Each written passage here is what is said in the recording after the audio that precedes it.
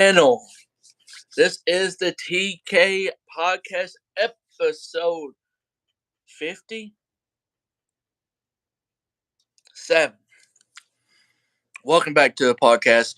If you're watching on demand after this live, I greatly appreciate it. Hit that like button for me, subscribe.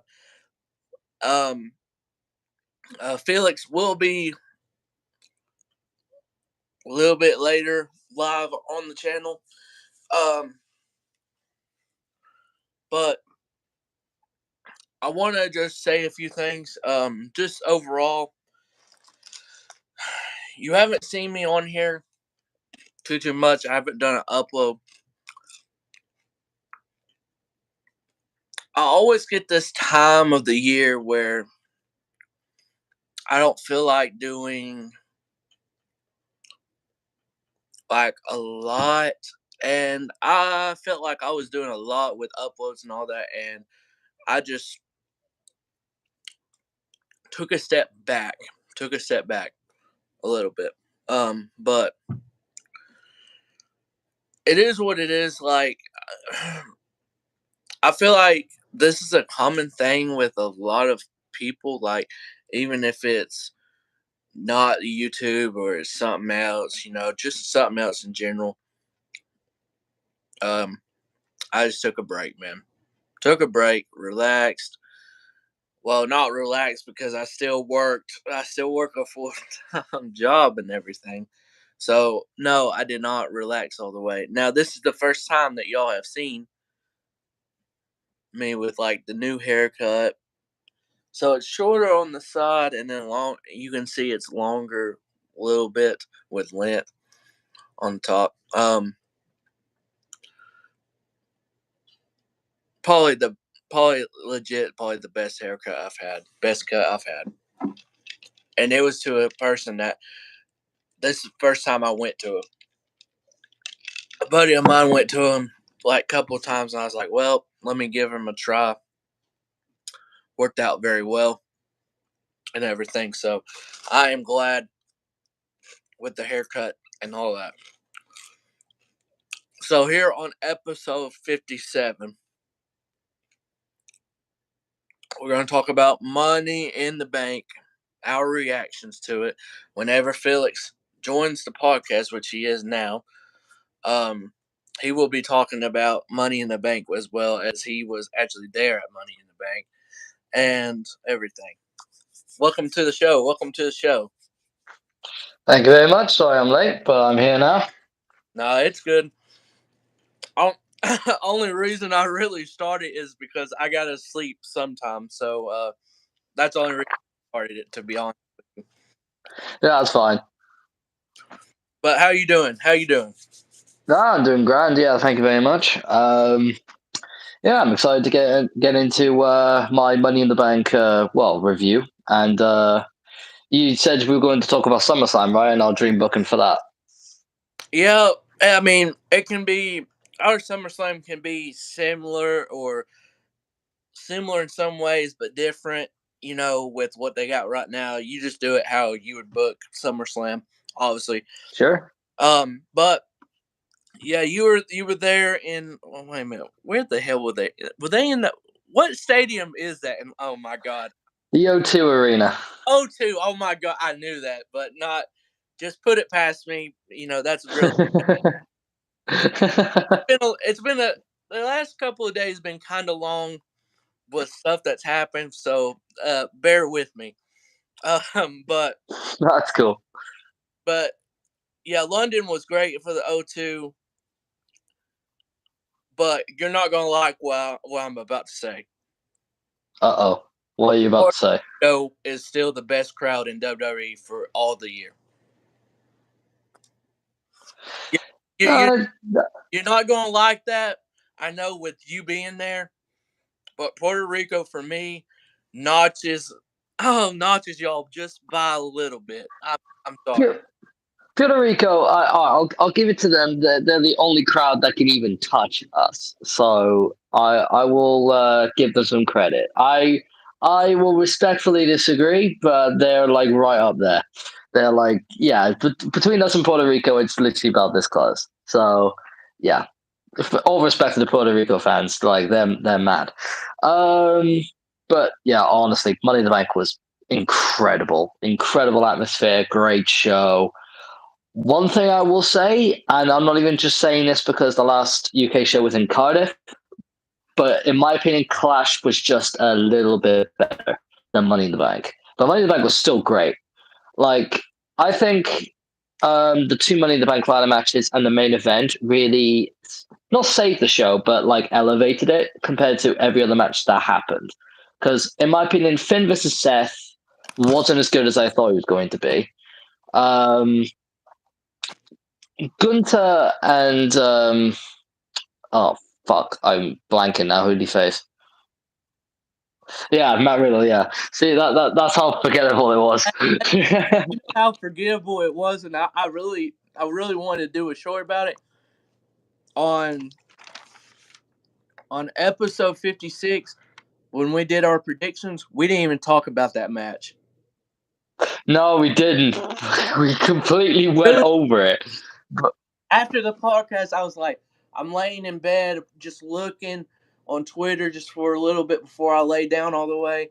I look and I'm like, oh fuck, we didn't talk about damn Gunther out of all people. Now Matt Riddle, yeah, but like I mentioned, the crazy thing is I mentioned Matt Riddle's name before we even did the review, probably like 10 or 15 minutes beforehand, and we didn't even talk about the match. But it was not really. You know what? I hate to say this. It was physical, but I really thought I was going to get more out of that match. yeah, so did I. Like, especially because it's like a Gunter match. Like, I was in the crowd, like expecting a fucking banger, like one of the best matches on the show. And then when the match ended, the way the match ended too was very abrupt. I mean, I get the way they did that because the injury to Matt's leg and all that. It made sense, but it was just the way it ended. It was just so out of nowhere for me, and it didn't feel like it was coming to the end of the match. So it was very anticlimactic. So when the match ended, I was just like, "That's it? Is that it?" I was expecting way more, and I was sort of like that with Finn and Seth too, but it was still a decent match. It was just not, when you expect Finn Balor and Seth Rollins in a match, you expect a classic. And it just wasn't. But it was still a decent match, and the whole priest spot was good. Um, and the story they've been doing with the Judgment Day since then has been good. Um, when it comes to the Money in the Bank ladder matches, oh, they were really good, especially the women's. The women's Money in the Bank ladder match topped the men's, and it was one of the best matches on the card. Um, the spot that Io did to win with the handcuffs, one of the most creative spots in recent memory that I can think of in Money in the Bank ladder match. That was so well done. Like when I was seeing that in the crowd in real time, I was just like, "Oh shit!" I just never expected that. So yeah, full props to WWE for having Io win the briefcase. Perfect decision. When it comes to the men's, I don't hate the decision to have Priest win. He should have pulled the trigger on LA Knight. But it seems like they're sort of like going to, well, plan B essentially and having LA Knight go for the US title instead, which I think is the right move, all things considered. If he's not going to win the Money in the Bank briefcase, then he should win the United States title. But we'll get onto that when we get to SummerSlam predictions and all that. But yeah, Damian Priest is not a bad winner. At least it was Priest and not Logan Paul. That is something we can all say. I, Um, I will agree with that, but I'm going to cut you off real short. Cut you for just a second. I am still motherfucking salty that LA did not win. Now look, how what the fuck are we doing, Roman? That motherfucker is not losing. Okay, so like as much as I would love for the biggest upset for Jay to beat Roman, that shit's not happening. Okay, so what are we doing here? Okay, I get Damian Priest. Hey, he's had a hell of a year. I I'm not mad at the Priest thing all the way because he's had a hell of a year. But but I'm not for let's ride the high wave all the time. But oh my gosh, this is the perfect timing to ride the high wave with LA Knight. But I don't, man. I'm not gonna go full blown, but I still think they did the wrong choice there. I I think until I and it great storyline with the Judgment Day with what they're doing, but there's a briefcase wouldn't even matter that much in this situation to me. But it is what it is. It is what it is. It is what it is. I do agree that LA Knight would have been the right choice and the better choice, but for a substitute winner, I'm not mad at Priest. I think Priest does deserve it, but it's just a shame about LA Knight. But I do think Triple H has a plan for LA Knight for him to win the United States title at SummerSlam. That's the way I think they're going. So at least LA Knight is going to get some success. Um, but yeah, um, the match overall was great. The spot with Ricochet and Logan Paul was nuts. Like we all lost our minds over that. I wish that would have And been smoother, though. yeah, it definitely should have gone a lot more smoother. And Logan even mentioned that like it was sort of botched, and then he didn't really know how to like get his way out of that. But then Ricochet just improvised and just pulled it off, and Logan got he got like some scratches and shit as a result of it. But at least no major injuries happened or anything like that. Um, but yeah, in terms of away from the matches, oh my word. I will never get over that just randomly out of the fucking blue, no warning whatsoever, John fucking Cena shows up.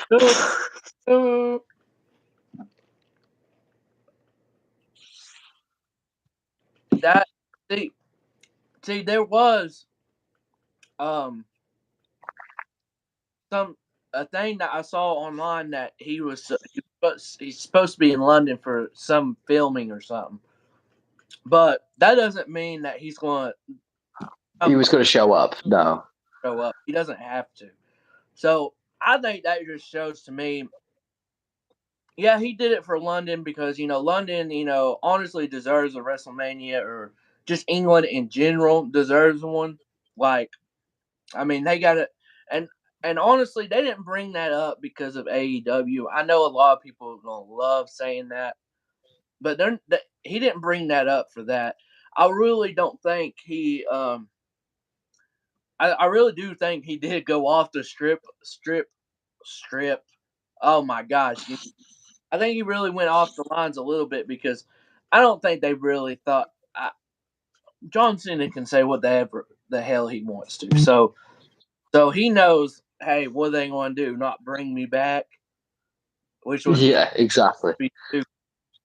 So, um, man, you know, we're excuse me. I'm going to Raw this Monday. I'm hoping it's not as bad of a show as it was last week because oh my god, most not really too good. But I'm praying and hoping because the card actually looks good. So I'm hoping and praying it's good. But me and my wife, two of her friends, and then their kid is going. Their kid, absolutely, just like any other little kid, adores John Cena. So we were, I was over there watching the pay per view, and I'm thinking, all right. I was like, dang, what's up next? They didn't show what was up next. I'm thinking, huh? They pan to the audience and they pan to the screen, and when I hear John Cena's music, I'm like, oh my god! I like this. This dude loves making appearances at Money in the Bank. So So the kid loves John Cena just like any other damn kid that and everything. And he's getting more and more into like watching it. I kid you not, the funniest thing and most adorable thing. You ain't gonna see my soft side like this a lot, but he he had like he put a hat on and everything, just like John would have a hat, and going to get him like the armbands and like the full damn outfit and everything. So I can't wait for that because I think he'll have a blast too. I don't know how he's going to be for 3 hours long, but I think he'll have a blast. But, Yeah, definitely. but But yeah, Cena showing up just blew all our minds. what's your just thoughts, reactions when he came out, and then the segment with Grayson Waller, which Grayson Waller, hey, that man is fantastic.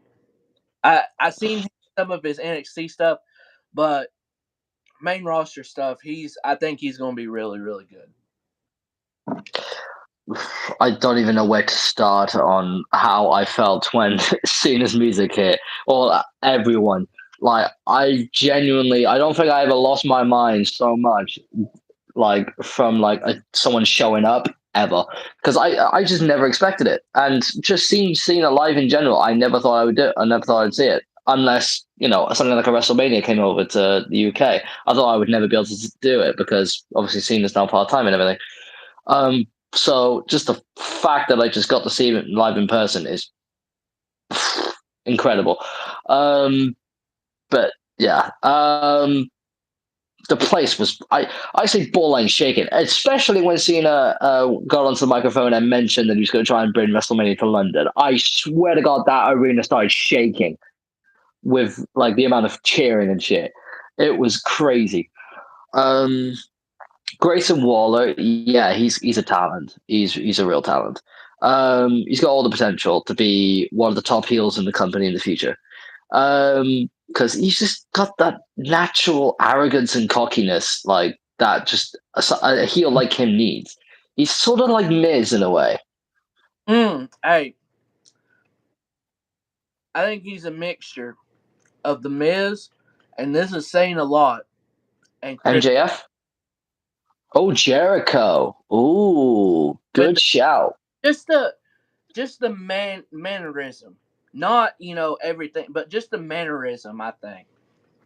Yeah, I agree. I do agree.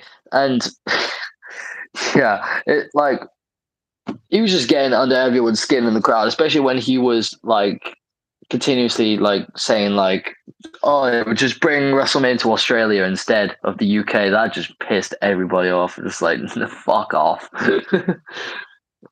It was brilliant, and obviously, like seeing Cena whoop his ass afterwards was funny. But yeah, he's a talent. He's going to be the next top heel in the next few years if booked correctly, which under Triple H he should be. Um, but yeah, he's great. I don't have enough good things to say about him, to be honest. Which before like all of this, especially in recent memory, I didn't know much of him because I didn't watch any of his NXT stuff. Because after 2.0 kicked in, I backed away from NXT. I miss Black and Gold. Like, I know it's Black and Gold again now, but not true Black and Gold style like back in the day. I missed that NXT, but yeah. So I didn't see any of Waller in NXT, so I didn't really know much of him when he went to the main roster. So I was just sort of like, who's this guy? But quickly afterwards, I realized just how good he is. So yeah, he's a great talent. Um, Apart from that, with Money in the Bank, oh, McIntyre returning, of course. Like that, we sort of expected. Like we were going like, oh, will he? Won't he? Like there was a couple of returns. Wait a second, my thing's about to turn off. There we go. But yeah, there was a couple of returns that we were thinking that might happen. Like McIntyre one, Randy Orton was one. Um, we were thinking maybe Randy comes back and costs Riddle. Or something like that. That didn't happen. But we were thinking like something's got to happen either during this Gunther match or afterwards. Like something's got to happen.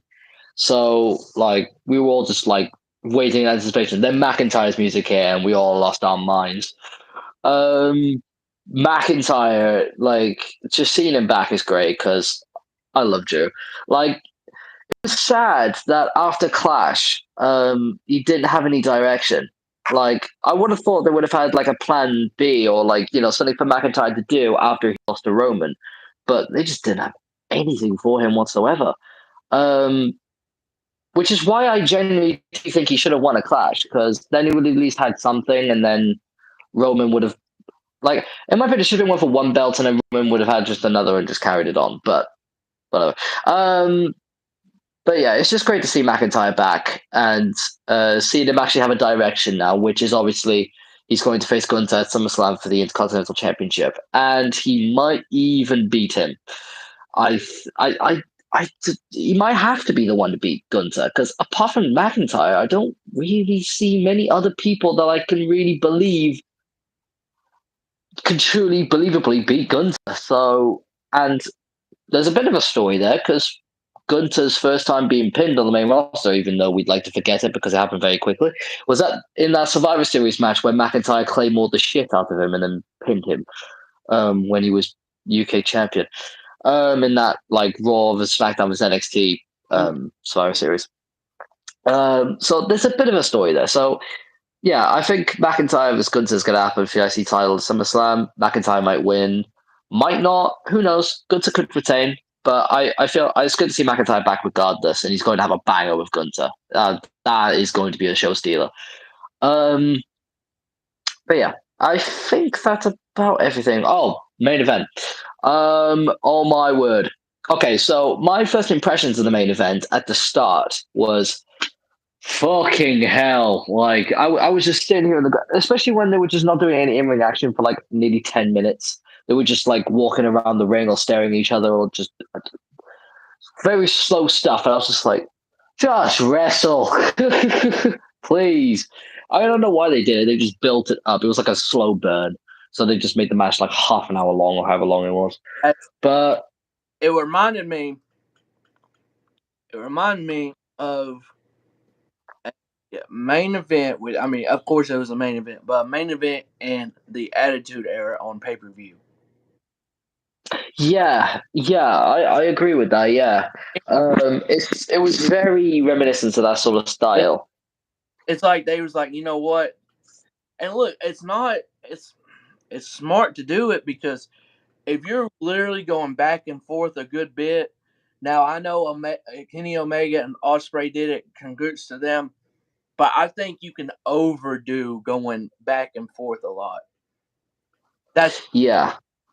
But they were smart because they had their very slow, then they pushed the pace a little bit, went back to a little bit slow, and then it just went full force. And that's why I say it reminded me of an Attitude Era pay-per-view main event.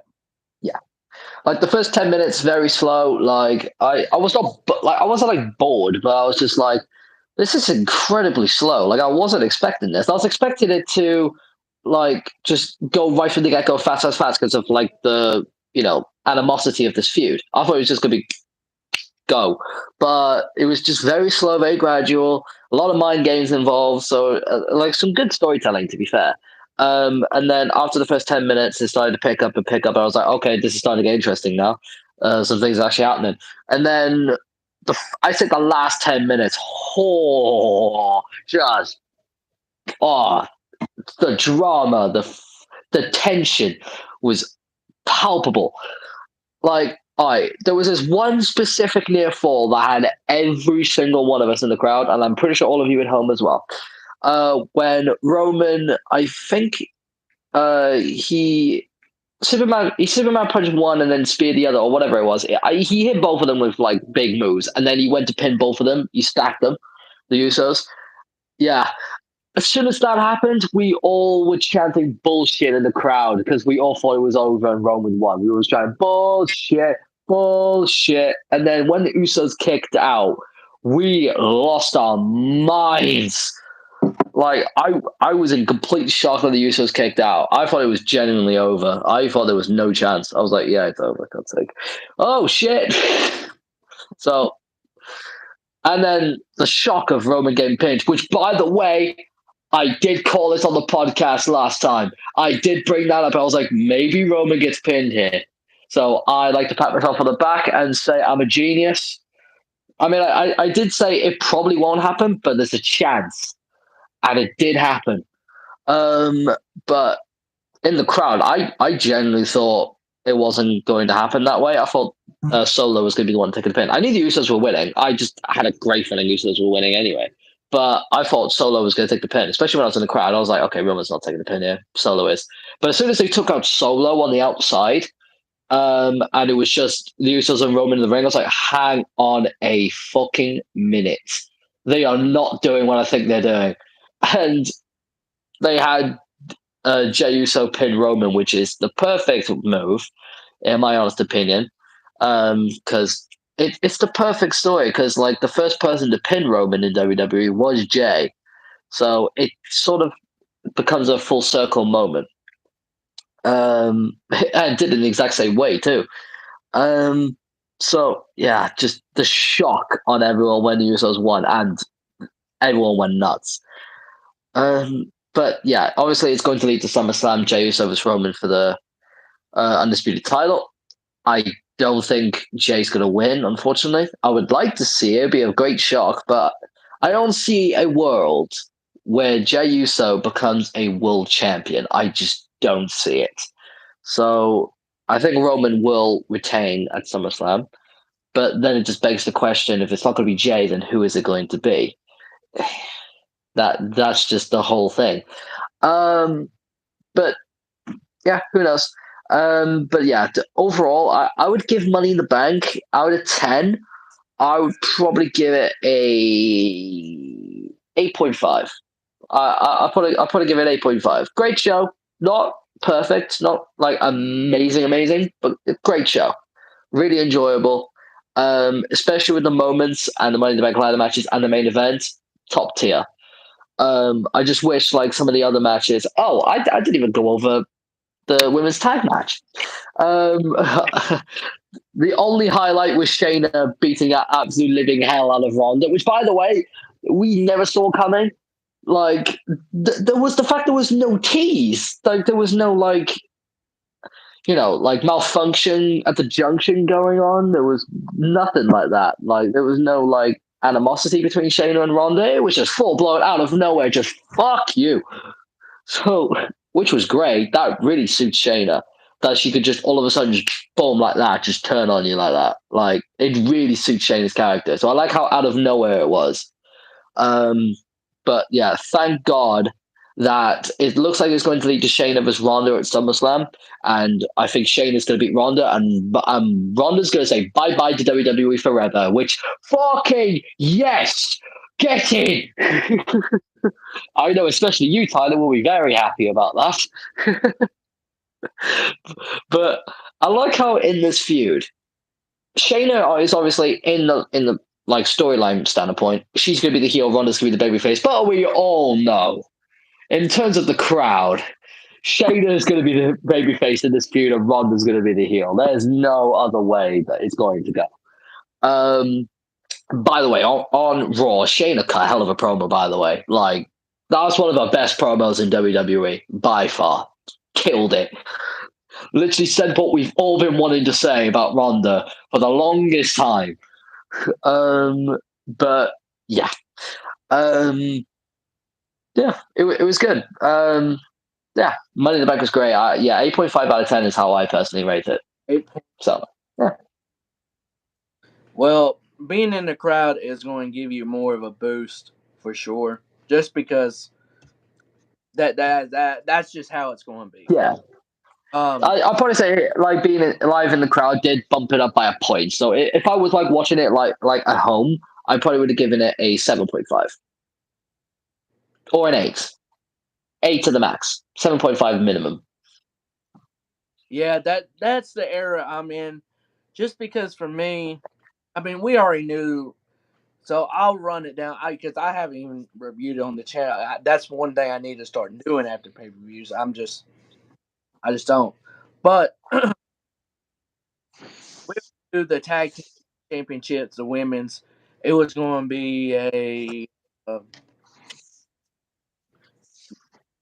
no one gives a fuck about this match. Okay, let's be honest. And I will say, and everyone was when I was watching it, and I'm like, when I saw Ronda doing this stupid for the hell stuff, I said, "Oh shit, here we go." And then when Shayna just clobbered her butt in the back of the head, I literally popped because I said, "Oh my god, that's what I'm talking about."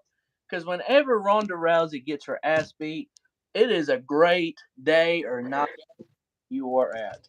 Okay, so yes, now Ronda can have her last more one more match at SummerSlam and just hit the road and never ever. Ever. So Raquel and Liv, they're facing Chelsea Green and Sonya for the tag team titles on Raw. I'm getting to see that. Um, I've always loved Chelsea. Sonya has always been decent to me, and she's gotten better with her like character as well. So you think Liv and Raquel's retained in there because I don't see a tag Yeah. team interrupting. Yeah, they're retaining. They just won the belts. They're not going to lose it. So I think potentially in the future, Chelsea Green and Sonya Deville could win the tag team titles in the future. Sure, just not now. So yeah, I think they're going to retain. I ain't gonna lie, I'm here for Chelsea Green and Sonya to win. I really am. I'll be straight up with you because I've always liked Chelsea. You like not that Karen S character she does. She plays off so good. It's not even close. Um, so a match. I don't know if you talked about it, but the great match with Dirty Dom. They're calling him Dirty Dom now. Oh my god, that is. Ah, yes. How can I forget? Don versus Cody. Okay, look, I knew what type of match this was going to be. It wasn't going to be a 5-star classic or a great match or decent match. But I'm not going to lie, they made it entertaining to an extent. They made it entertaining. But I agree. we all knew at the end of the day that Dom was not going to win. I No. no. I mean, all I really cared about was Cody's entrance and doing the whoa in the crowd with everybody. That was all I really gave a shit about. I was just like, all right, everything else, I'll watch it, but I'll just be like, yeah, don't really care. I All right, Cody wins. Yep, let's move on. I can't wait to do that on Monday because I think it's going to be everywhere he goes it's loud. I think it's going to be louder because that's his hometown. So True, true. That is true. so I can't wait to do that. Of course when I the last one, oh god, it's been 2018. But know when the last time I actually did a vlog, but I will be doing one for trips. I don't know how it's going. I hope it's decent because I haven't done one in a while, so I can't wait to do that. So I'll especially have Cody's entrance when it comes out. Um, let's see. Yeah, for me, I'm going to talk about the low spots and then I'm going to talk about the high spots with Money Bank. I feel like that's what I'm going to do. And the last low spot, oh my god, bro, Seth and Finn. This this should have been way better. This should have been way better. If it wasn't for Ronda Rousey in that tag team match and them having Cody face Dom in a random fucking match, this would have been the worst match of the night. Yeah, I probably agree with that, which is criminal considering the two superstars in that match. I and it seems like they might be running it back at SummerSlam. I swear to God, if the match is not better, I will flame both of them. I will look. I have given all props to Seth, you know, throughout the years. But if and I've gave props to Finn too. But if these two have a bad match at SummerSlam, if that's the direction they're going, I will flame the hell out both of them because there is no way, no how. Seth and Finn should have been that bad. They better not be bad for a second time. No. Well, the thing is, like with Finn and Seth, they have faced each other many times over the years. Like not even just on pay per views, but on like random Raws and shit. Like they faced off countless times by now. That was the only match I can think of that they've had a bad one, which is unfortunate because that's the one I saw live. I'm just like, I've been robbed here. I've been robbed of a classic. Uh, Yeah. I have been absolutely robbed here. But so I think if they do it again at SummerSlam, they will have a banger. I think, unfortunately, what they were told to do at Money in the Bank was hold back. Unfortunately, which is unfortunate, but well, it is what it is. But yeah, I think a SummerSlam will be a lot better match, and who knows? Maybe Finn might end up winning a SummerSlam. Who knows? They Who knows? cash in potential. Maybe that is possibly what I'm thinking. Priest face turn cashes in on Finn, or Finn will then turn face, and Priest will cash in, and then by that Finn will turn face. Who knows? But I could see that happening. I don't know how they're going to do it, but I don't think they're going to turn Finn face.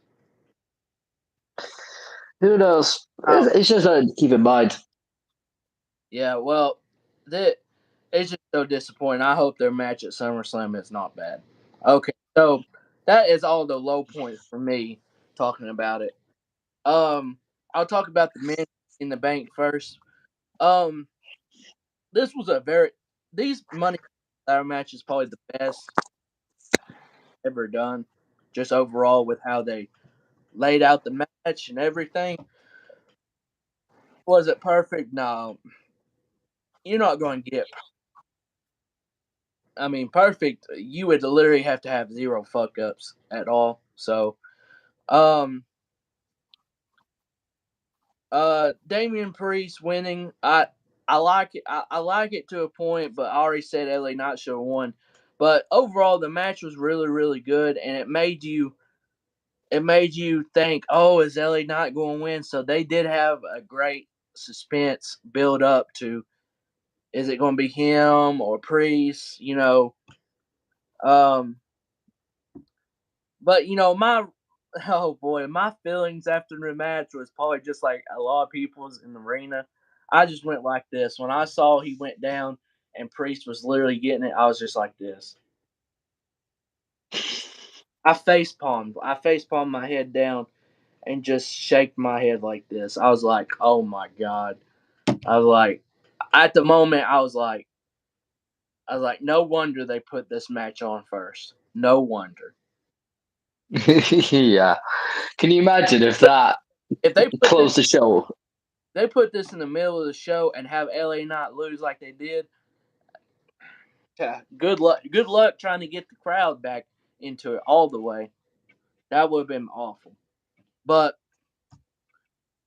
congrats to Damien and congrats on his world title in the future because I don't see him doing a fill in cash in. No, no, I don't see Io doing a fill in cash in as well. I don't. I don't. no. And if I do, it's very, very, very, very, very dumb. EO, like you said, I think a lot of people said this. This is probably the most clever way that I've seen a Money in the Bank match won ever. Like this was this that was the greatest. That was the greatest way to win a Money in the Bank. I don't care what anyone says. Um, I don't know what they're doing with her and Bailey. I don't. I we need to separate them or something. We need to separate. I don't know. I think it's coming. I think it's coming. It's going to be a slow burn. So but the split is coming. Like Bailey's eventually going to turn on Io. It's going to happen. And I think what I think they might do is I think they might wait for Dakota to come back to really initiate the turn. Because I think Dakota might play a role there too. So I think they're just going to wait for that to really initiate the turn. But it's coming. In terms of how they do it, not sure. When they do it, not sure. But it is coming. Um, I guess we'll just see what they do with it. But I'm very excited for Io's run as Money in the Bank because it better be for a little bit of time. Like she's already held on to it, I think the second longest in all the women's history, and it's only been 2 weeks. In fact, she only held it for a day, and she was already the second longest like running like women's Money in the Bank holder, which says how like bad like it used to be. Like just everyone winning it and cashing in the same night was ridiculous. But yeah, I'm hoping to see Io have a good run with it and eventually have a very good run with the women's title because she better hold on to it for a long damn time when she wins it. That's all I'm saying. Yeah. This match had, like, I agree with you. I think this women's match just it topped the men's, and I shout out to the women for it. Honestly, it shout out to the women because that the most insane spot I think we will ever see of this year in the calendar year in WWE is Selena doing the power. Selena. Jesus Christ. We all lost our mind. We were not expecting a mad spot like that, especially from Zelina of all people. Like Zelina, fair props to you. Fair fucking play. That had us all popping. So yeah, great spot. Honestly, one of the best spots, like you said, we'll see this year. Yeah, that was insane. And then of course the main event, Solo and Roman versus the Usos. Um, uh, I get everyone. I'm just going to go into it. I get everyone's points with having Jay pin Roman.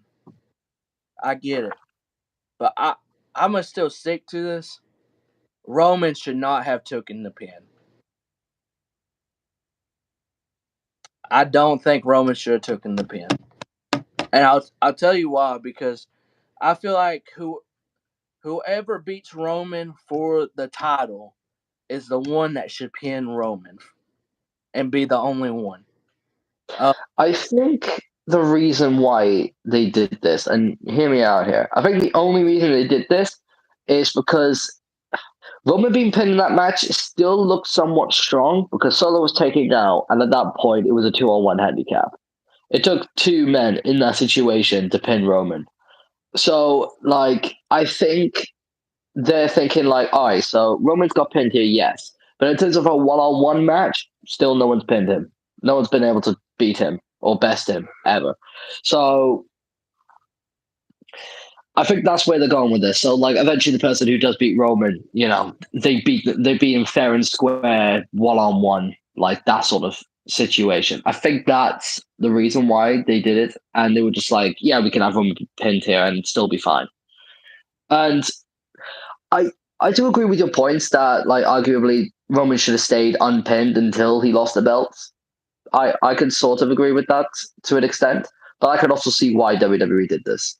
Um, because it sort of made sense with Jay's story, I think, and also it gives a little bit more fire for Roman in the story, considering Jay pinned him and ended his like run of being unpinned for years. So it also brings a little bit of an element to of sort of like weakness with Roman. It's just like, oh, so is this the situation where Roman's going to end up being beaten by Jay? Obviously, it probably won't. Let's be real, but it does bring that suspense in. So yeah, I think there's points for both. I think there is points for both. Yeah, I mean, I do understand that point, especially, but I mean, I'm not like too mad about it, but I think to this day depending on who beats him and how the pin is and all that, I think I'll have to wait to see who beats Roman and how it's happened and all that. But at this very moment, and until that happens, to see how it goes on, I think Roman should have stayed unpinned. But I mean, I see both sides. I do see both sides. But this, like I told you, this is an Attitude Era main event type of slow build, then go up the pace, then a little bit slow for a couple minutes, and then it was full force for probably the last 12 minutes, 15 minutes. It felt almost that long too. Um, Yeah. just you knew this match was going to be really really good overall because you're not going to have a bloodline civil war like this, top and not have the match be good. So No. damn, this is a match of the year candidate just because of how slow and just how they went back and forth. Um, I actually have two. I have this, the main event, and then I have the women's Money in the Bank on my. Well, I haven't wrote it. I haven't typed it down, but on my match of the year candidates. Hey, I hope you keeping up with some of these matches because at the end of the year, we're We going are doing it. Yeah. we're listing them again. So, hey, this year I already told you a couple of times. This year, hey, I'm keeping up. I'm keeping up. Rewatch them. So when I have to rewatch them and everything, I'm gonna cut down my listing is gonna be tough, but it's what it is. Um, but yeah, for the pay per view, I'll go middle and say 7.8. I know that's a weird number, but I'm gonna go 7 because it's kind of in the middle of 7.5 and 8 for me. It's not That's fair. it's closer to an 8 than a 7.5, but not much. So, Yeah. Yeah, I'll get you there. Okay, even though, yeah, normally when people rate stuff, the 7.8 never like gets said, but I can see your point there about it being in between. So yeah, fair enough. so before we do our fantasy booking, there's just a few topics I want to go over and everything. So, I don't know if he's like, "Oh, I haven't been in the news in a little bit." So Kevin Nash wanted to say some stupid stuff, and I think everyone's seen it about saying LA Knight was mocking the Rock or being the Rock 2.0 or whatever, and then saying, "Oh, he didn't get over anywhere else." And I'm like, "Dude, have you? Did you even watch over dummy? Yeah, stupid thing. He got over." Yeah, I was like, did you even watch Impact? I mean, I know not many people watch Impact nowadays, or even from a couple of years ago. But yeah, like the people who watch Impact loved LA Knight. LA Knight there was over as hell. Like, yeah, just the whole like dummy, yeah, yeah, like that shit was over, and he's brought that over to WWE with the whole yeah, yeah, yeah thing. It gets him over. Um, in NXT too, he was over. Maybe not as over as he is now in on the main roster, but he was still over in NXT. People liked him, so that's such a ridiculous comment that he's never been over anywhere else. That's literally stupid. Like it's just wrong. It's inaccurate. You're lying. Like it's uh, fabrication. Yeah, yeah, that was really bad on Kevin Nash's part. I like, oh my bro, that's just so bad. But everyone got opinions, even some of them that are awful. But hey, opinion is opinion. Um, Ronda Rousey, I guess she was on her little Twitch stream or whatever stream, and said, the women's tag title match at Money in the Bank was cut 3 times with their time. Good. overall. We could have seen this on SmackDown or Raw. I don't really. I could care less about it being on Money in the Bank. Yeah, yeah. It's like, of course, it was cut for time. Like, if it was me booking, that would have been the shortest match on the card. Because Oh, if I would people don't get. have been on the damn card. Well, yeah, yeah, but if I had to be on the show, then yeah, the shortest, because no one cares. No one cares. It was there as a purpose for Shayna to turn, and that's it. Like, it didn't need to be long. It really didn't.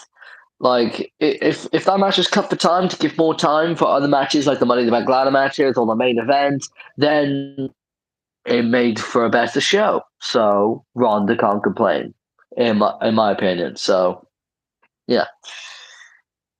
Um, on Raw, not this last week, but the week before, when Rhea defended the women's championship against Natalia, a lot of praise been coming through that with with how the match was played out.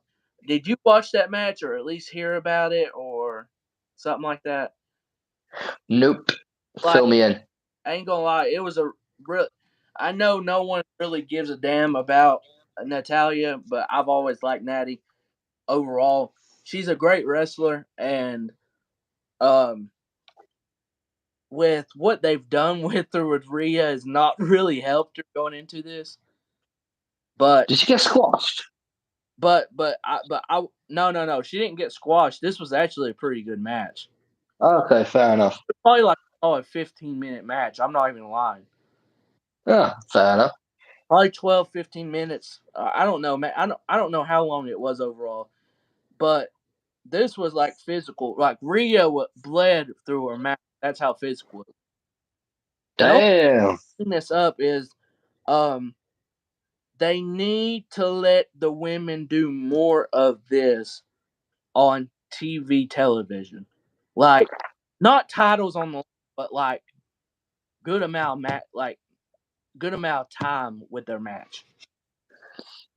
Yeah, I mean that goes without saying. That's always been a problem in WWE. Hell, that's why the Divas Revolution and the Women's Revolution happened. Like, because women were not getting much time on the card. Like, not even just in matches, just in general.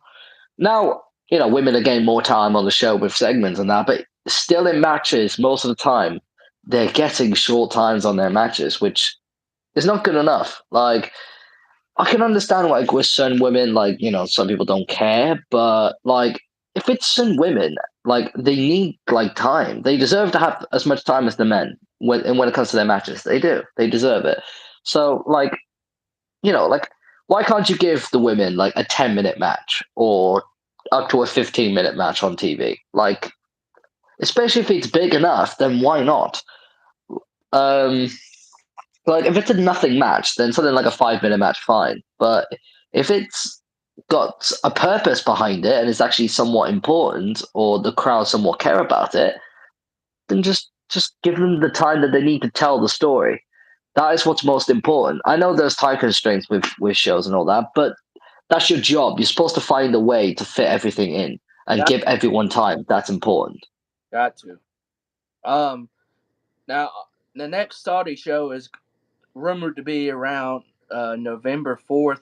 Only reason I say that the last two Saudi shows have actually been really, really good. Not gonna lie. So so I hope they go for the trifecta and three in a row. That's so we'll see.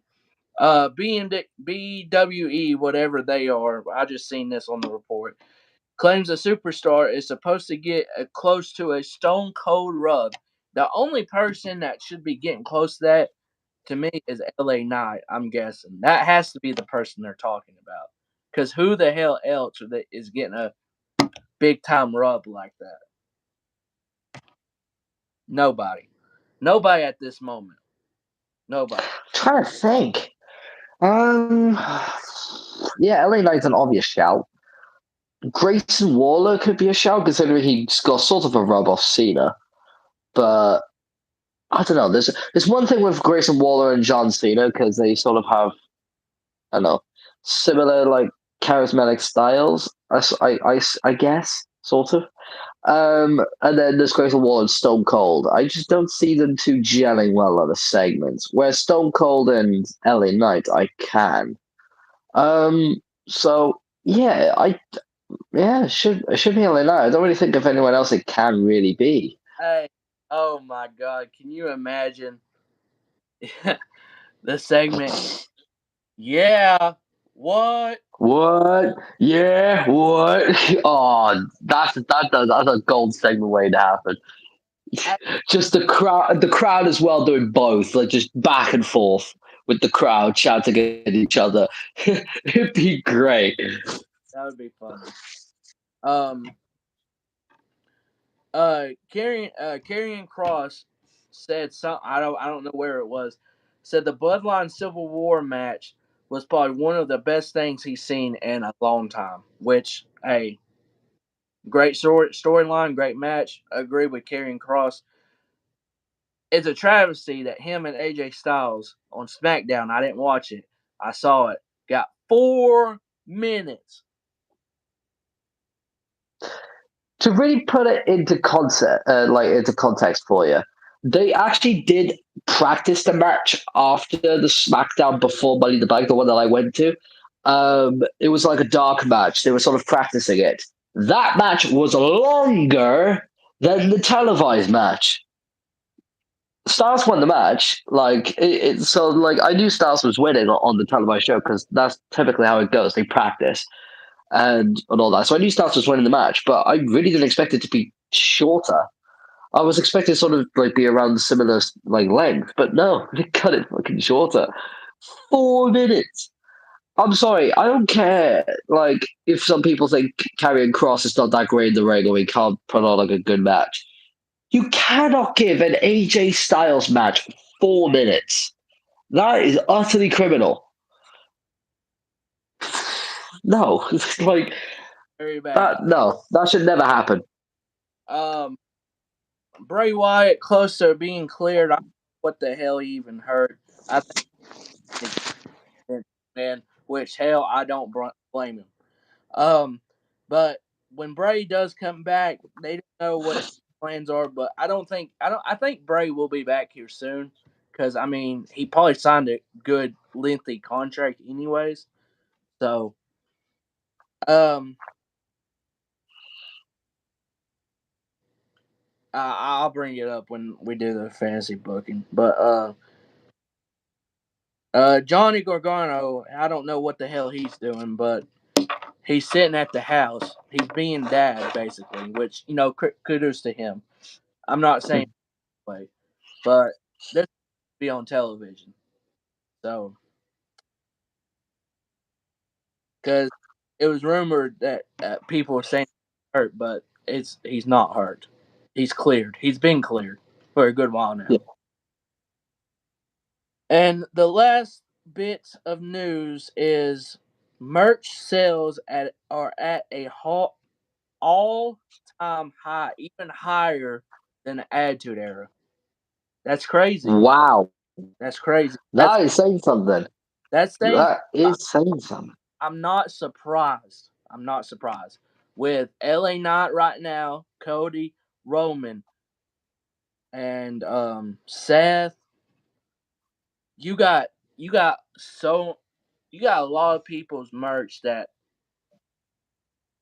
it's just going. I'm not surprised. I'm not surprised though. Yeah, there's a lot of superstars that are over right now with the crowds, and so their merch sales are going to be through the roof. So that's just naturally going to happen.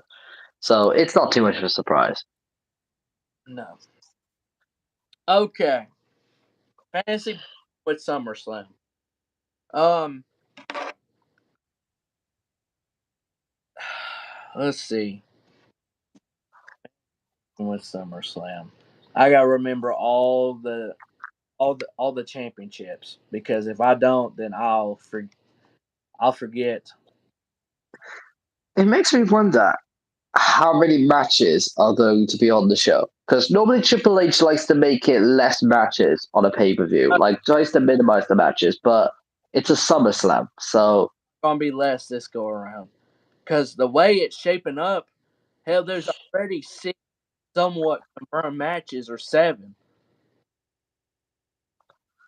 Yeah, that is true. So yeah, it's probably gonna be a lot of matches.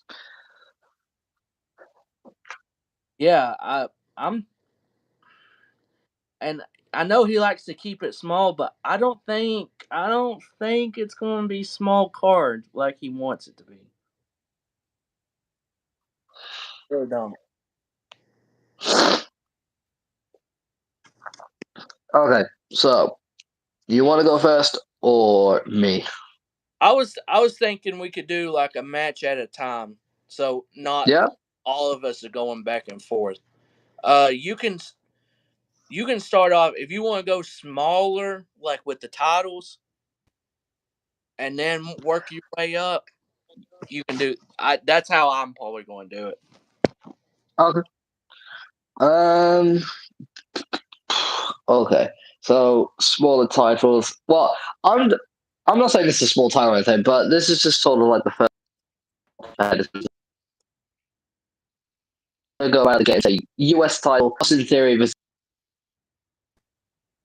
that's going to happen. I think that's a feud where LA Knight is going to turn babyface with the crowd. He's going to turn babyface. Like he's too over not to be. So he's going to be a babyface. He's going to feud with Theory. He's going to beat Theory for the US title at SummerSlam. That's how I would do it. Um. So yeah, that's gonna be the first match. Um, I might as well get it out of the way. That is my U.S. Championship match as well. So I think we're going to fall in line with what they're going to do with this one. Um, so I mean, yeah, I think that's what they're going to do. They kind of have to do it, honestly. If that's what I think should do, but what they will do is add Sheamus to that and make it a triple threat. Could do that.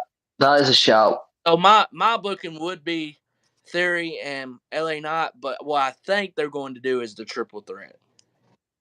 Yeah, especially since like Austin Theory has been having some issues with the Brawling Brutes lately. So yeah, Sheamus could get added into that for sure. I could definitely see that. Um, in terms of, all right, so that's the US. We may as well get the Intercontinental out the way as well. Which is obviously going to be Drew McIntyre's good. That's the obvious direction that they're going. In terms of who wins that match, I could see either man winning that match. Honestly, I think it might be Drew. I think this is where Gunther's reign ends, and I think Gunther moves on to the main event scene from there. And I think it might be the right time, honestly, because Gunther's had a hell of a reign with the title, and I think he's done pretty much all he can with it. And I don't see anybody else on that roster who can believably beat him besides Drew, with a good crowd behind him. So I think this is where Gunther drops it. But if Gunther retains, not going to be mad at that whatsoever. So, and I think that could be one of the best matches on that pay per view. So, yeah, Drew McIntyre was Gunther for the Intercontinental Championship. Um, damn. Well, I mean, we're gonna go for two here, but just because my dream booking is for someone else to take it away from Gunther, and I think you're gonna like this name. I would go with Tommaso Ciampa to take take it away from Gunther. Oh, that's a shout. That is a shout. They're on Interesting. they're on the same brand also. Fair point. Fair point. That is a shout. Gunther versus Tommaso Ciampa would be so physical. Like, oof. I mean, we saw it in NXT. That was a banger. So imagine what they could do on the main roster for the IC title. Yeah, that'd be great. Um, okay, so I'm thinking tag team titles. I have to think about this one. Kevin Owens and Sami Zayn high. Who are they going to face? I'm trying to think of a good heel tag team.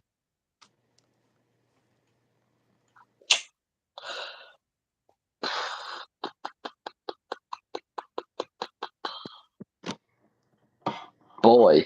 Seriously, I'm not too aware of the tag team division, if I'm being completely honest with you. I mean, I could see it being Legado del Fantasma, but is that really a SummerSlam match? Joaquin Wilde and Raul Mendoza? Uh, no. My dream booking would actually be um, not do a heel tag team, do a face versus face tag team, but just have it just for a match sake. Reunite DIY. DIY was Kevin Owens and Sami Zayn. That is a 5-star classic waiting to happen. That is what I would do. Like, especially with Ciampa not being back, Gargano is around. Well, he's not on TV right now, but he can. Like, Tommaso Ciampa's feuding with The Miz, but I don't think that's going to carry over to SummerSlam. I don't think they're going to have a match at SummerSlam at all, because that match doesn't scream SummerSlam to me whatsoever. So I think Ciampa is just going to have a mini feud with The Miz, beat him, and then just have Johnny come back and sort of have a reunite with Ciampa, and then have him go for the tag team titles. I don't see why not. So yeah, I would personally go DIY versus Kevin Owens and Sami Zayn.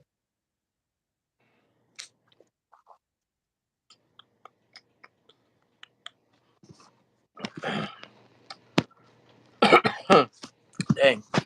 I'd have Cammy, oh my gosh,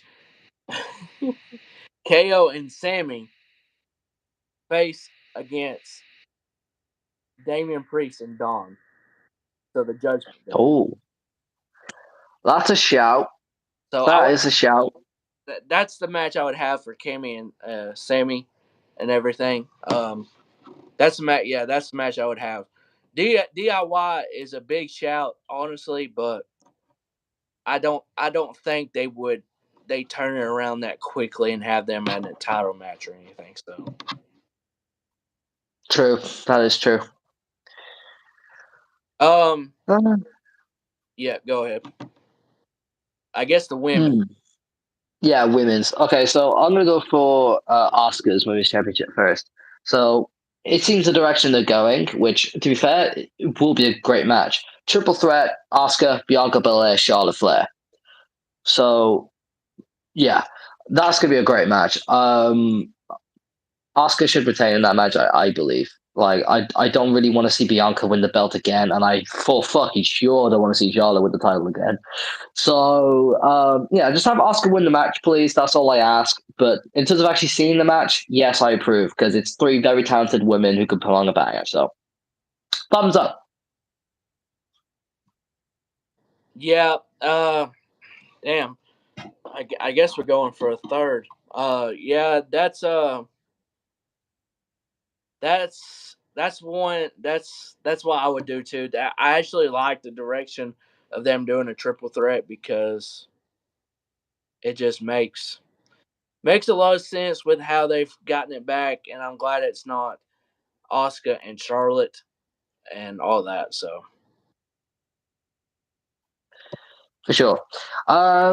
I don't know if Rhea is going to defend the belt or not at SummerSlam, because it seems Rhea doesn't really defend the belt on pay-per-views often. So I don't really know. She should. Sometimes I feel like with Rhea's reign, she doesn't defend as much as she should.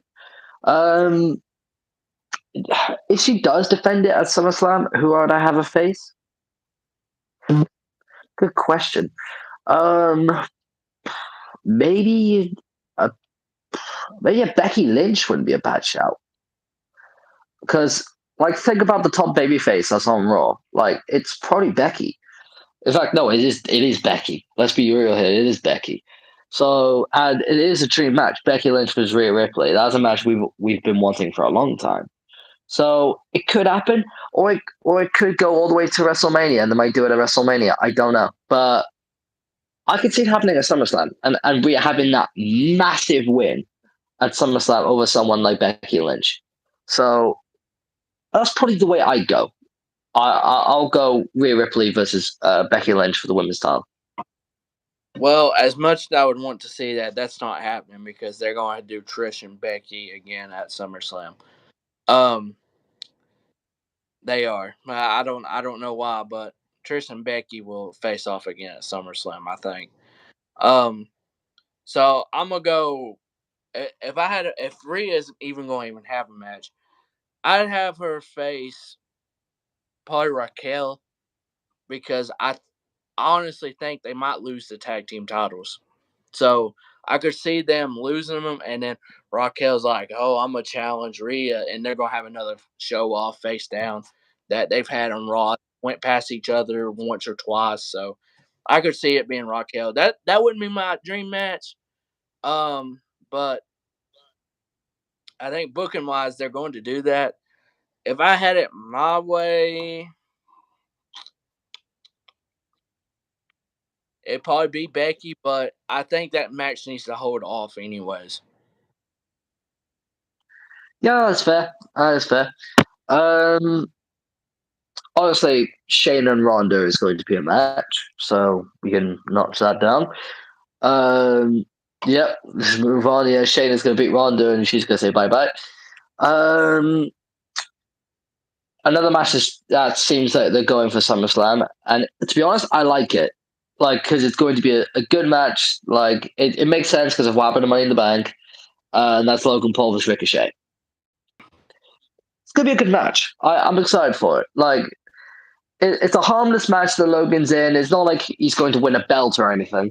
So, or he's going to win a briefcase. So, there's like not much behind it, but it should be a very fun, entertaining, high spots match that's exciting, and that's all we really need to see at the end of the day. So, yeah, I'm good to see it, and it was a quite good segment with Ricochet and Logan. I did see it. Yeah. Where Ricochet brought back his spot that he did in NXT, where he jumped over the ropes and landed on his feet. That was sick. Um, but yeah, that'll be good. Yeah, I agree as well. I'll do the World Heavyweight Championship first. Um, I think Seth is on a verge to face Finn again, which makes sense. Um, but if I was doing it, if I was doing it, I'd probably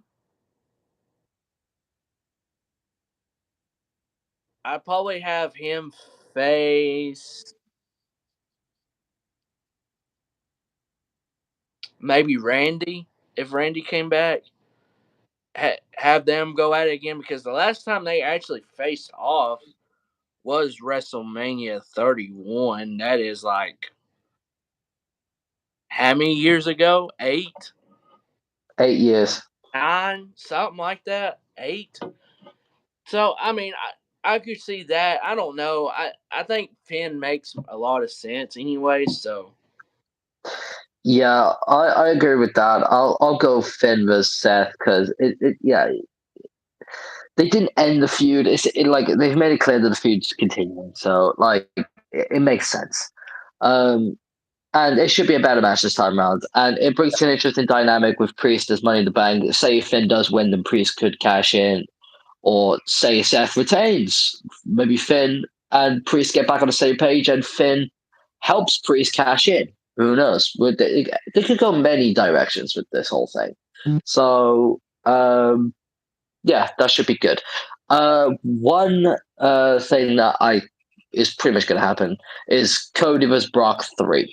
That's happening. And I Cody's going to win. I believe. I don't see Brock winning the feud. Like, neither do I think he should, because Cody needs the momentum, especially if he ends up facing either the world heavyweight champion, or if he somehow ends up on SmackDown or whatever, and he ends up facing Roman, then he ends uh up facing Roman in the future. what stipulation do you think they're going to do? Because they're going to do a stipulation for that match. Oh, they're gonna do a stipulation for sure. Well, the last one they did was Last Man Standing, right? No, it wasn't. What was the last stipulation that they did? I think it was Hell in a Cell with Edge and Finn. No, no, no, no, no, no. What was the last stipulation that Cody and Brock had? Because I know they had a stipulation in the second match, didn't they? I'm sure they did. Or was it just a normal match? No, it's a normal match. Oh, fair. Yeah, so they're definitely gonna do a stipulation. I don't think it's gonna be Hell in a Cell. I don't think it calls for Hell in a Cell. Um, I could see maybe just a Extreme Rules match, or like like a no holds barred, like Yeah, no DQ, all that. Something around those lines, like or maybe Last Man Standing. But I don't see Brock being in another Last Man Standing, considering he was in one last year with Roman. So I don't see that. So yeah, I think just a no DQ, like just beat the holy hell out of each other, like no holds barred yeah. stipulation type of thing. That's why I see. That's why I see. I'll say this: if I had my fantasy booking, I know Brock and Cody is facing off, but I'd have Cody beat Roman. I'd have Cody beat Roman. Run this little story back at SummerSlam, and that's when I'd have Cody beat Roman. So that's why I would not have Roman pinned. So that's one of my main reasons. I would have Cody beating him at SummerSlam. But I think I think they might have Cody be the one to pin Roman just a little bit more in the future. Like say, like I don't know how they would be able to bring it all the way to next year's SummerSlam, not next SummerSlam, next year's WrestleMania. oh, But if they did, then this time the story would be that Roman doesn't have the bloodline behind him to help him like he had last year. Well, this year with Solo and the Usos. So that would sort of be the story I would tell if I was able to find a way to get it to WrestleMania somehow, some way. Um, but yeah, we'll see what happens there. But yeah, Cody vs Brock 3. Cody wins, gets the momentum going into whatever he does next. Um, and then obviously undisputed title Roman Reigns versus Jey Uso. yeah. I can here's the thing. I can sort of see them doing a huge shock and having Jay do it, but at the same time, I don't see a world where Jay Uso becomes a world champion. So Okay, look, you just gotta say this.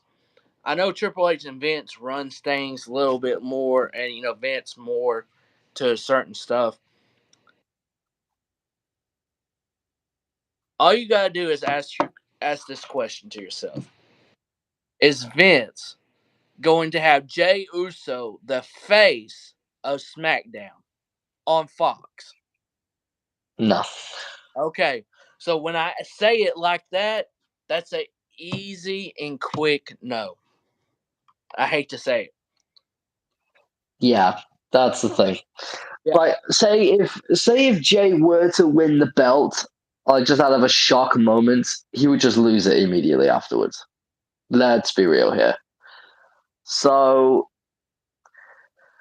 yeah, Roman's going to retain most likely, and yeah, just sort of like end the story with the Usos there. The Usos just go away from Roman, do their own thing. Maybe after SummerSlam they do a superstar shakeup or whatever, and the Usos go to Raw. Maybe. And then it's just Roman and Solo for a little bit, or maybe Solo turns on Roman at SummerSlam. Who knows? Maybe Solo turns on Roman at SummerSlam and sort of aligns himself with the Usos again. I don't know. Who knows? We'll see. But yeah, that's obviously the direction they're going. I think that'll be everything in terms of everything that's booked on the card. I don't really think of anything else. Yeah, I don't think no. I just don't. Oh man, I don't know. This is gonna be hard, and I mean hard for Triple H and them to book this card. Yeah, it seems like a lot of matches, doesn't it? So it's just like, how are they going to fit everything? Like, are they can't do 2 nights because that's a WrestleMania only thing. So it's just like, how are they going to do it? Because how many matches is that? So tag team titles, US IC, um, World Heavyweight, Look, Undisputed. look, with just title matches, and we're not even talking the women's tag team titles. Yeah, that's not going to be on the show. That's not going to be on the show. But if we're talking about the other titles, that's 7 matches. 7 matches just for the title matches alone, and then you've got the non-title matches, which is Ronda vs Shayna, uh, potentially Becky versus Trish. We got Logan versus Ricochet, Cody versus Brock. Four non-title matches. That's We're, 11 matches. we're getting 10 matches at least. So 10 to 11 matches. That there's possibly going to be the What they card. do So is move the time up. yeah, it's going to be a long show. Like it's going to be like 4 hours, 4.5 hours. Like, because I think Money in the Bank was I think three. I think Yeah, I think it's going to be close to 5. it could be.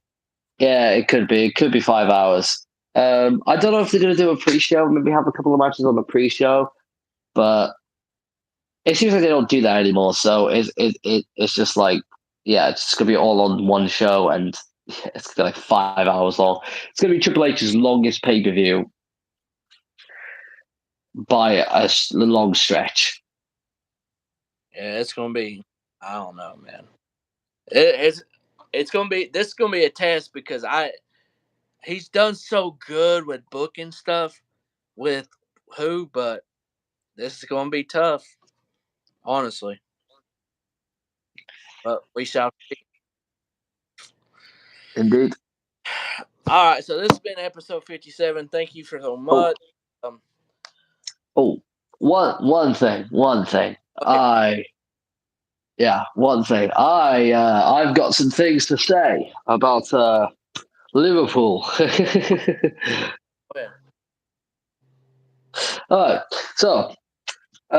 so transfer wise, we since the last podcast 2 weeks ago, we have signed somebody else. Where hey, another midfielder, and in fact, it was somebody that I didn't even talk about in the last podcast because we weren't even linked with him then. And literally a couple of days after the podcast stopped, I heard talks about this midfielder from Leipzig called Dominic Soboslai that we were linked with. And I was just like, okay, this has come out of nowhere. And then I found out that he had a release clause that was only active for like one more day after the news broke out. So it was like we either sign him for this release clause the next day, or which was 60 million, by the way, it was 60 million quid, the release clause. If that runs out, then Leipzig was pretty much in full control of how much they were able to sell him for, and Leipzig could have asked for like 80, 90 million, whatever, however much they wanted. So it would have been even more expensive. Liverpool tried to negotiate and try to get even lower than the release clause price, so probably around like maybe 50 million. We probably would try to get it down to, but Leipzig were not budging. They were just like, all right, you either pay the release clause or you're not getting him, essentially. So we went ahead and paid the release clause, which I'm very pleasantly surprised about. I thought we were just going to be like, okay, too expensive, let's back away. But we actually paid it, and we signed Dominic Soboslai. He's our new number 8. He's a fantastic midfield, Hungarian. He's a captain for his national team. He's got incredible technique, incredible dribbling ability. He's got on him. He's very creative. He's a big goal threat.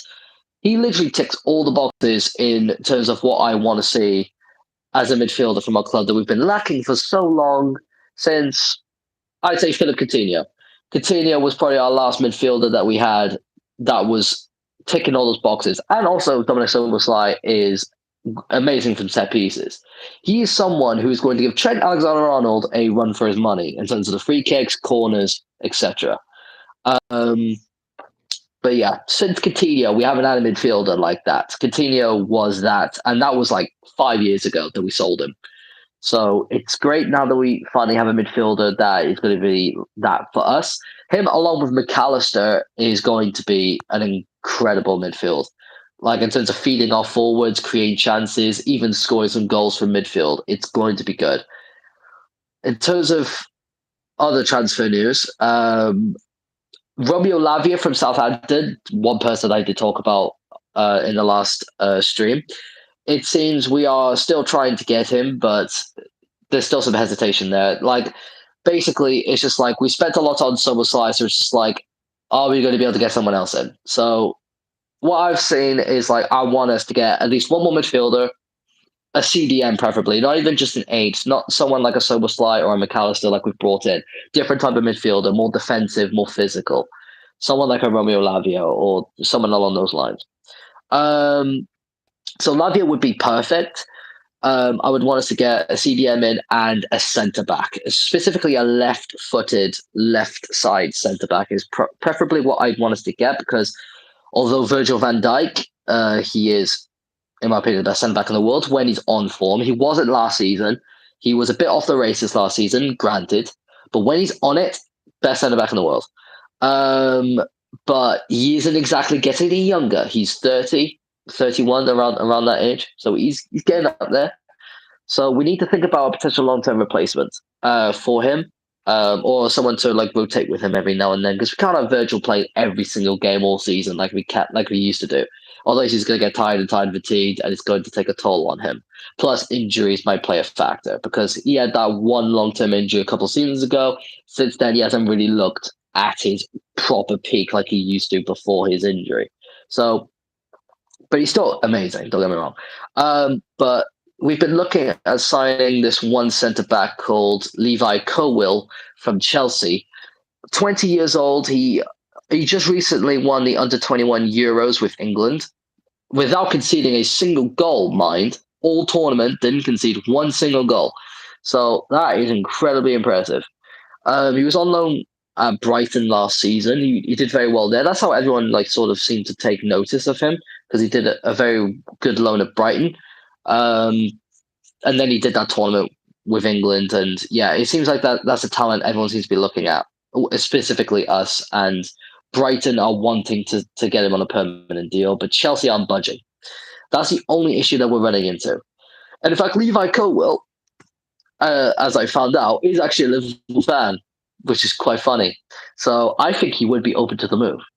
And there was this like one Instagram live he had with his friend, and his friend actually brought up the fact that like he's been linked with Liverpool, and Colwill actually like sort of like laughably replied, and then was just like no football talk. So it just sort of made me think, it's like, is he thinking about it? Because like, if he was like proper staying at Chelsea, he would have just been like, oh yeah, I'm committed to Chelsea, like I'm staying at Chelsea, blah blah blah. But the fact he was just like, oh yeah, no football talk, etc. etc. That just makes me think. So you're keeping your options open, I see. So he's open to it. It's just whether Chelsea gonna let him go, because as from what I hear, Chelsea consider him untouchable. They want to keep him. They see him as a future of the club, which so they should. Because in my opinion, apart from Thiago Silva, I think Levi Colwill could be their second best centre back at the club. So, in my opinion, if I was Chelsea, if I was a manager of Chelsea, my two centre backs for next season would be Thiago Silva and Levi Colwill next to each other. They do have other good centre backs like Badu Ashile and all that, but Levi Colwill, in my opinion, is better. But yeah, it's just whether Chelsea is going to be able to let him go. They won't let him go unless Colwill forces the move. So pretty much asks to leave. Unless he goes like, oh yeah, I want to move to Liverpool, or I want to move to a different club, I'm going to hand in my transfer request. Unless that happens, I don't see Chelsea letting him go for pretty much any fee. And even if they do, it'll be something very expensive, like probably like 70 million, 80 million, because he's one of the best young centre backs in the world at the end of the day. So they're going to try and get a lot of money for him if they do let him go, which I don't see it. So in terms of the likability of us signing Colwill, I'm saying it's very unlikely, unfortunately. But would he be perfect for us? Yes. I think he'd be a long-term Van Dijk replacement, and him and Konate together would be our centre-back duo for the next 5 to 10 years, easy peasy. But yeah, we'll just see what happens. Yeah,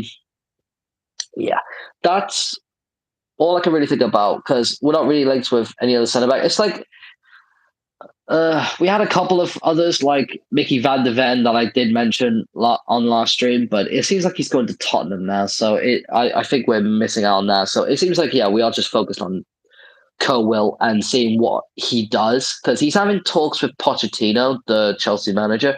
He's having talks with him, and if Pochettino can promise Will a starting spot and consistent game time, then will stay. I think that's Will's standpoint. But if he can't be promised game time and a starting spot or whatever, or just consistent game time, then I think he will force the move. He just wants to play football at the end of the day, consistent football, which I can understand.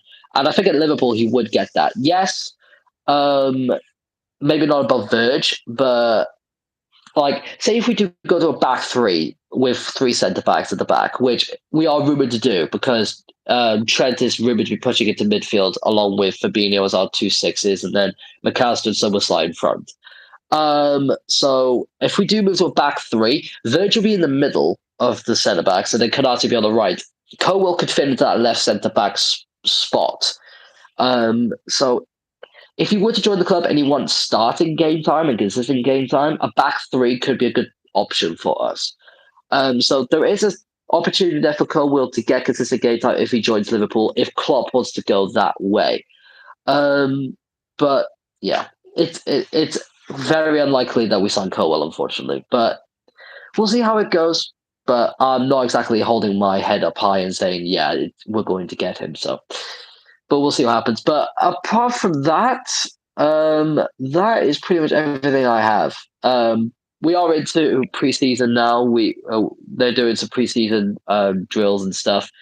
Um, it seems like the new signings, Summerslam and McAllister, are gelling very well with the teammates and stuff, which is nice to see. So yeah, the future is bright for those two in our midfield, especially. So yeah, all positive. But yeah, that's pretty much everything I got to say. That I wish I could talk more about it, but with you, but someone, if you haven't picked for someone needs to be on a podcast with this man talking about. That's the thing. Like, I want to do a football podcast with someone, and I wouldn't even just talk Liverpool stuff either. I talk like just general like Premier League stuff, like with other teams as well, like Arsenal, United. Like talk about their transfer news and what are they going to do? Like how I like personally think as a rival fan, if they're making right moves towards the right direction. Like for example, Arsenal, I think they're doing great. Like they signed Declan Rice, they signed Kai Havertz. Like Kai Havertz, I'm not too high on, but he has potential to do well under Arsenal that he didn't do with Chelsea. So I also are just moving towards the right direction. They have a very valuable squad, good manager behind them. So I think they will be around the title race next season as well. Like I think if I had to do a prediction, right, and I think there's going to be like a title race next season. I think it's going to be a three-horse race, and I think it's going to be City, Liverpool, Arsenal, just sort of battling out the top three. So but yeah, future's bright, and we'll just see what happens there. But yeah, in terms of like a podcast, like I would just talk about just general Premier League stuff, not just Liverpool. And when the season's underway, like I would love to just talk about like results, like Premier League results, like certain games and stuff like that. Just general giving reviews each game week and giving my thoughts and stuff like that. So, but that's if anyone actually wants to go ahead and join me, because it's. I mean, it's something I could think about doing on my own on my own channel, but I preferably like to do it with someone because I find it's more fun that way. Um, so, but yeah, I'll see if I can find someone. If I can, then I'll make it happen. If not, then I might just do it myself anyway. Just I prefer to be with someone. Yeah, I agree with that. Like, I don't mind doing stuff by myself, but I'd rather have a co-host, especially if I'm doing a podcast or just talking some general thing. So yeah, and I will definitely watch it whenever you do a video, whatever it is, however you do it. I will definitely watch because I mean, even though I probably have zero idea with some of the people I will still watch it and be like, maybe I can remember the name. because I'm really good with remembering some names, but I don't know it. I I've all I've said this so many times. I want to get back into it, but the time difference is so damn bad. Like, it's so bad. It's so bad. But I feel what you mean because um, my basketball team in the NBA, the Mavericks, they have done decently in this off season, and I'm not going to talk about much because I think I'm going to do a video about them eventually. But they have done good with their moves, but obviously the biggest move they need to do is get a fucking center, like a damn center, just overall.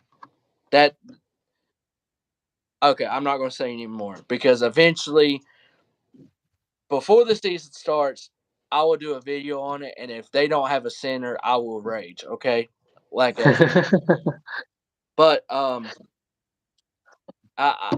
feel you with some of the stuff with money issues because some teams don't want to, you know, give people their money, and nowadays you got to if you want to win. Yeah, if you that's the thing. Like that's the something I always say. Like especially now with football nowadays. Well, it's like that with like all sports now, but especially football. Like with teams like Manchester City and Real Madrid and PSG, like they're just filthy rich. Like and now Newcastle are filthy rich too, and they've like it's no coincidence that ever since they got taken over, like a couple like last season they were sort of like down at the bottom, and now they got taken over, and now this season they just ended. They finished top four. Money breeds success. There's a reason why Man City have won the Premier League now 3 seasons on the bounce. Money, and they won the treble last season. Money. If you want to succeed, if you want to compete for trophies, gotta splash the cash. You Got gotta to. splash the cash. You you honestly got to nowadays. Just I mean, it is in every sport, and I'll say this: football, not American football, but UK football and baseball are the two highest paid sports in the world. These motherfuckers get paid. It's crazy. It's crazy. But hey, shout out to them for getting paid. Hey, uh, I ain't ever going to say, oh my god, he got paid. Hey, if you can do it, hey, shout out to you. But this has been Exactly. episode 57. Hopefully here soon because I was talking about in the first 2 minutes of the podcast and everything, before waiting on Felix to join me. Um, hopefully here soon I will be back with universe mode. Sometimes you gotta take a break with stuff because I literally recorded a lot of universe mode like back to back, and I enjoy it, but I was like, damn, I need a break. I need a break. It takes a lot out of you. Like from what I when I used to do it like consistently, like when I had the time to do it like all the time, it just eventually burned me out to the point where I was just like, I don't want to do it anymore. So I completely understand. Like it just takes a lot out of you, especially if you're doing it constantly, and you're putting so much of your energy in putting on the best matches possible. It takes so much out of you. Like not even just like physically, like say if you're like commentator or anything like that, just mentally, it just takes a lot out. Yes, And emotionally too. Like mentally, big time. It's not it's physical. taxing. It's just mentally because people don't realize if you try to put on good matches and you're recording and stuff, and yeah, people don't understand the time with that, and then you got to go in and edit, which isn't too hard for me because all I got to do is edit where I paused the match and flipped it and all that good stuff. I'm not afraid to say whatever but that it's just doing the effort and doing it because honestly, when I start an episode, I do not stop until I finish it. Yeah. Because I want my full energy, how I commentate, to be throughout the entire show. Now, I will say this: if I do not feel like my energy is there, I You don't. don't do it. I Yeah. don't do it. Same here. I did that so much in the past. Like I used to do it. Like I just forced myself to do it, and like some of my worst commentating moments have been when I just felt not like it, not like doing it, and then I just forced myself to just do it. And I've listened to my commentary back, and it's not terrible. Like you can listen to it, it's fine. But like me personally, I know my commentary. I know when it's at my best, at my peak. When I listen to it, I'm just like I could have done that so much better if I was just feeling like in the mood to do it. And then some of my best moments, like a bit where it's like, oh yeah, I'm ready to go, like, excited, whatever, like hyped up. And then I just kill it. So yeah, that's the one of the biggest advice. Like if say someone was doing universe mode and was just like, oh yeah, how do I do better at commentary? One of the biggest advice I can give is that just do it when you know that you're ready to go. Never force yourself to do it. Never force yourself. If you Yeah, don't feel like you're in the mood to do it, don't do it. Trust me, don't. yeah, It's not worth it. because I've done it. I've done it before, and even though it still sounds good, I know in my heart I'm like, yeah, Could have done that so much better. this is kind of average what I could be, but that's all. I had to take a break, but here soon I will definitely be back because I mean I had a hell of a run with a lot of shows, and then the SummerSlam pay-per-view I had, very good. So I gotta I gotta go back to it. But this has been episode, oh, I hope my phone ain't falling. But episode 57. Hope you guys have a great day, night, wherever you are, and be safe. Because hey, this world overall is just a crazy, crazy world. So that's why I say be safe, because you just never know. You just never know. Uh, but yeah, I hope you guys have a great one, and good night wherever y'all. Peace out. Take care.